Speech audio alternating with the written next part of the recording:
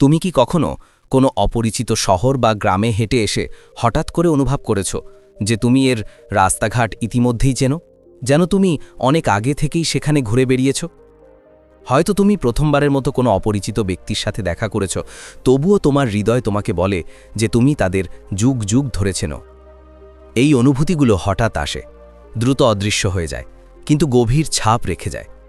পরমহংস যোগানন্দের মতে এই ধরনের অভিজ্ঞতা কাকতালীয় নয়, এগুলো এমন লক্ষণ যে আত্মা এই বর্তমান জন্মের অনেক আগে থেকেই শুরু হওয়া যাত্রার স্মৃতি বহন করে।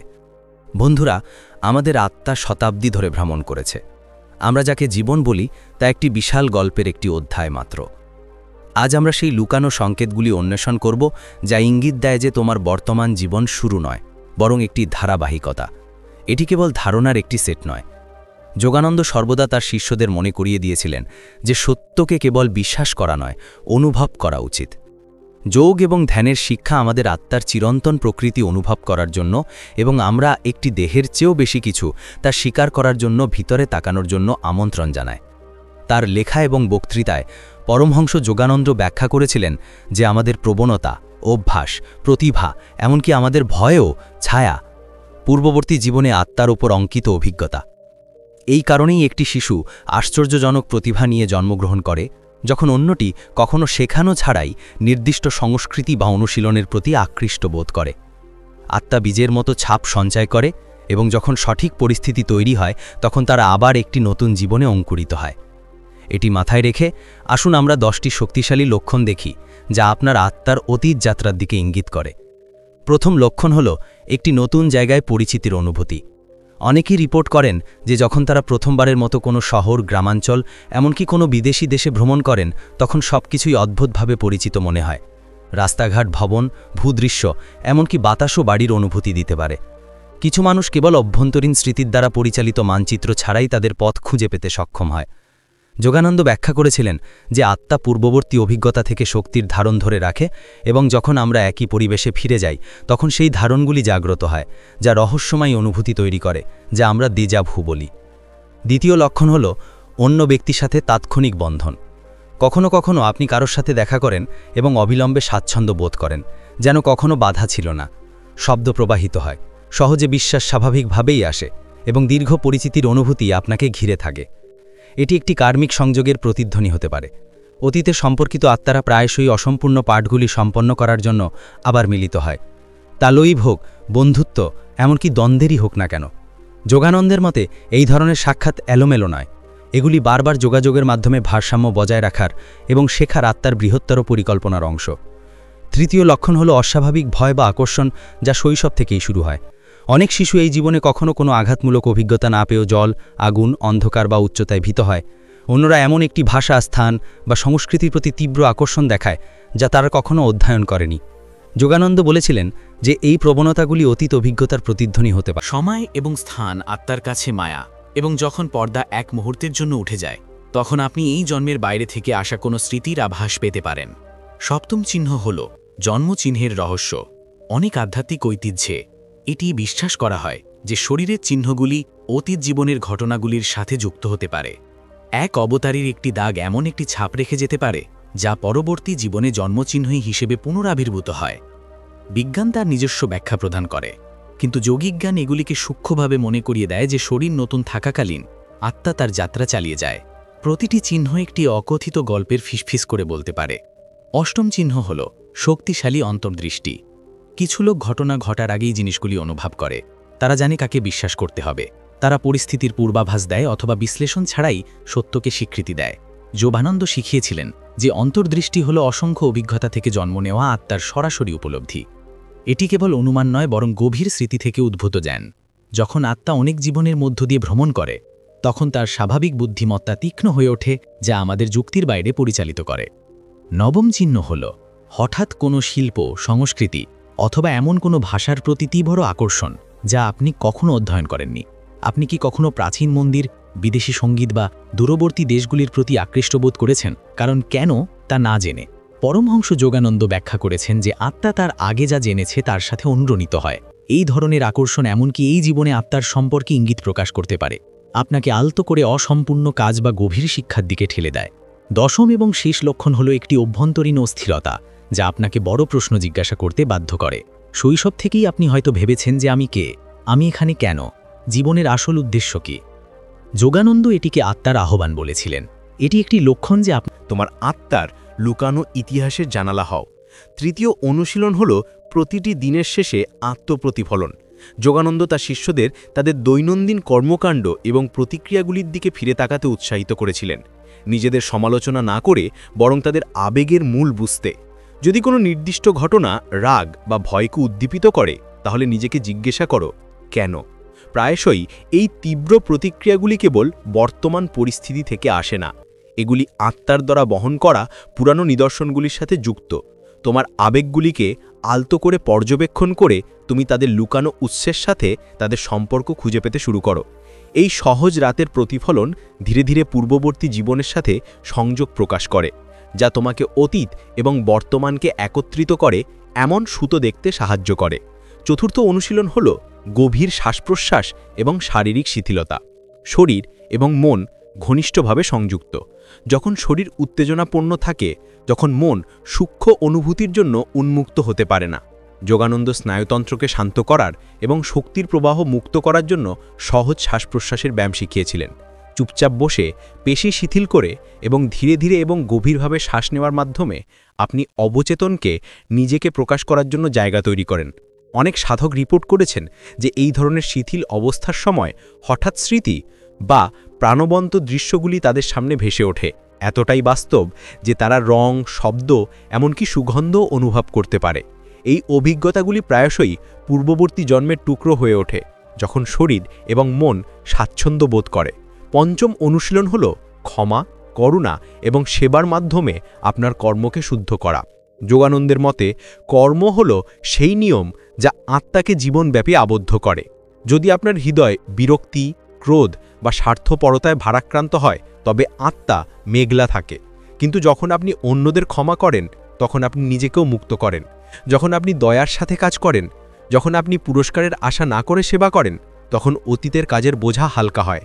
এই ভার ওঠার সাথে সাথে আত্মার গভীর স্মৃতি আরও সহজেই সামনে আসে। শুদ্ধিকরণ কেবল ভালো থাকার বিষয় নয়, এটি অভ্যন্তরীণ স্বচ্ছতা তৈরি করার বিষয়, যা আপনার শাশ্বত আত্মার সত্যকে উজ্জ্বল করতে দেয়। ষষ্ঠ অনুশীলন হল উচ্চ আধ্যাত্মিক শক্তির স্থান পরিদর্শন করা। মন্দির, পবিত্র নদী, পাহাড় বা প্রাচীন মন্দিরগুলি শতাব্দীর ধরে নির্মিত কম্পন বহন করে। যোগানন্দ নিজেও প্রায়শই তীর্থযাত্রার উত্থান শক্তির কথা বলতেন। যখন একজন সাধক এমন স্থানে যান, তখন সুপ্ত স্মৃতি হঠাৎ জেগে উঠতে পারে।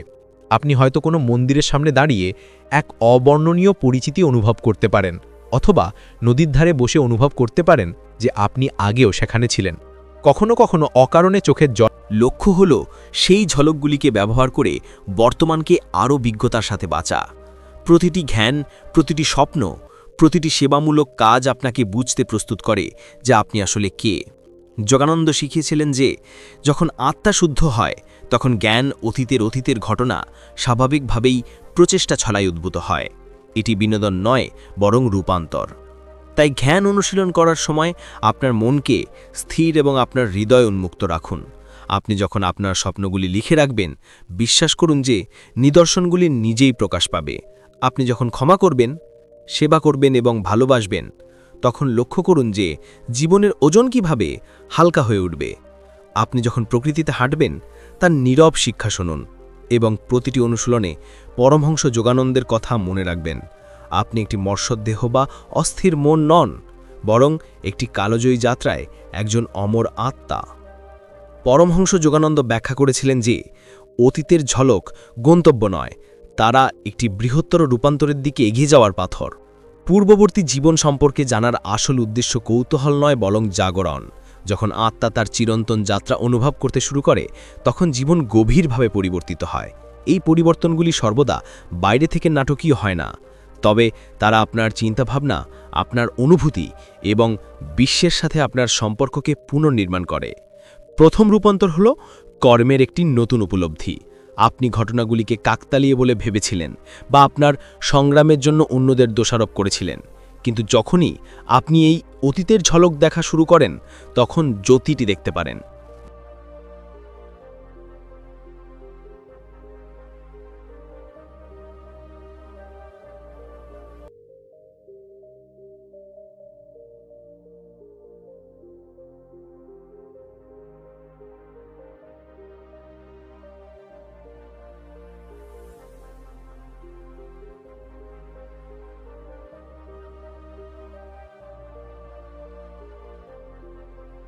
যখন তুমি বুঝতে পারো যে অতীতের তোমার নিজের কর্ম তোমার বর্তমানকে গঠন করে, তখন অসহায়ত্বের অনুভূতি ম্লান হয়ে যায়।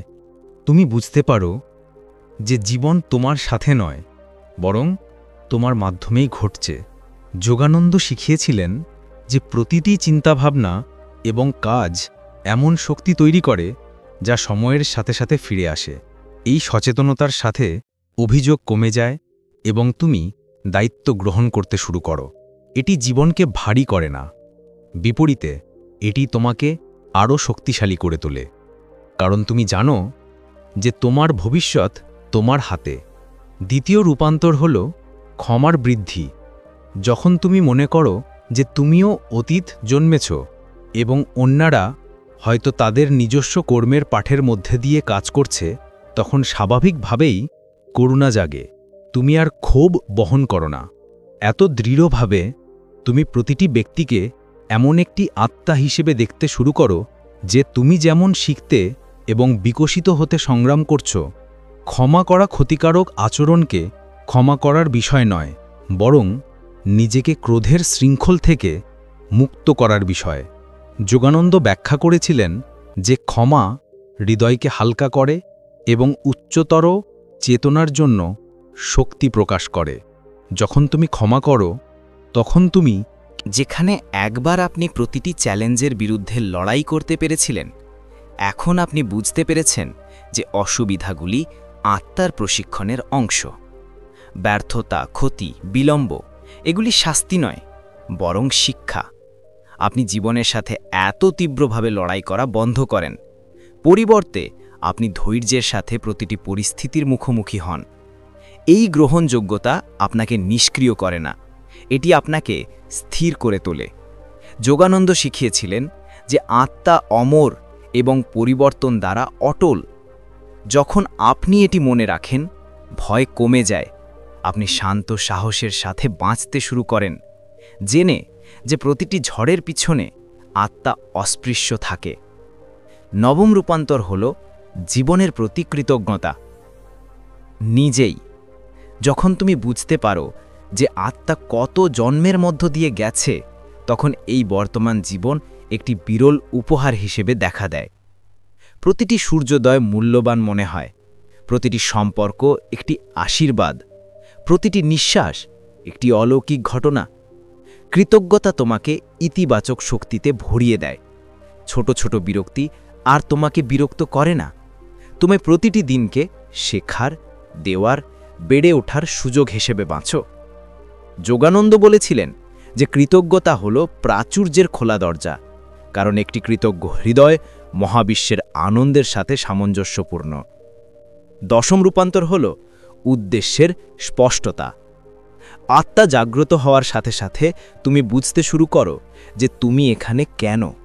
তুমি আরও স্পষ্টভাবে দেখতে পাও যে তোমার কোন গুণাবলী বিকাশ করা দরকার, কোন শিক্ষা তোমাকে শিখতে হবে এবং কোন সেবা তোমাকে দিতে হবে। সিদ্ধান্ত নেওয়া সহজ হয়ে যায়, কারণ বাইরের চাপের চেয়ে অভ্যন্তরীণ জ্ঞান দ্বারা পরিচালিত হয়। জীবন আর লক্ষ্যহীনভাবে ঘুরে বেড়ানোর মতো মনে হয় না, এটি ভেতরের আলো দ্বারা পরিচালিত একটি যাত্রায় পরিণত হয়। যোগানন্দ তার ছাত্রদের আশ্বস্ত করেছিলেন যে যখন তারা আত্মা থেকে বেঁচে থাকে, তখন তাদের আসল উদ্দেশ্য স্বাভাবিকভাবেই উদ্ভাসিত হয়। এই 10টি পরিবর্তন ভেতর থেকে জীবনকে নতুন করে রূপ দেয়, কিন্তু এগুলো শেষ নয়। এগুলি হলো তার লক্ষণ যে তুমি আসল লক্ষ্যের দিকে এগিয়ে যাচ্ছ, যা হলো আত্ম উপলব্ধি। অতীত জীবনের ঝলক, ধ্যানের প্রশিক্ষণ, চরিত্রের রূপান্তর, এই সব কিছুই তোমাকে চূড়ান্ত সত্যের জন্য প্রস্তুত করে। যোগানন্দ এই আত্মজ্ঞানকে বলেছেন আত্মার জ্ঞান। এটি কোনো বৌদ্ধিক বোধগম্যতা নয়, বরং একটি প্রত্যক্ষ অভিজ্ঞতা। এটি এমন একটা মুহূর্ত যখন তুমি নিঃসন্দেহে জানতে পারবে যে তুমি দেহ নও, অস্থির মন নও, বরং চিরন্তন চেতনা যা সর্বকালের মধ্যে বেঁচে থাকে। যখন এই উপলব্ধি জাগে, তখন মৃত্যুর ভয় ম্লান হয়ে যায়।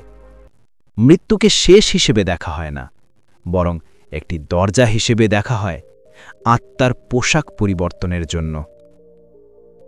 ভবিষ্যতের জন্য উদ্বেগ কমে যায়, কারণ তুমি জানো যে আত্মার ক্ষতির বাইরে, এমনকি অতীতের স্মৃতিও তাদের ভারিত্ব হারায়, কারণ তুমি বুঝতে পারো যে প্রতিটি ভুলই ছিল একটি শিক্ষা, প্রতিটি ক্ষতি প্রস্তুতি।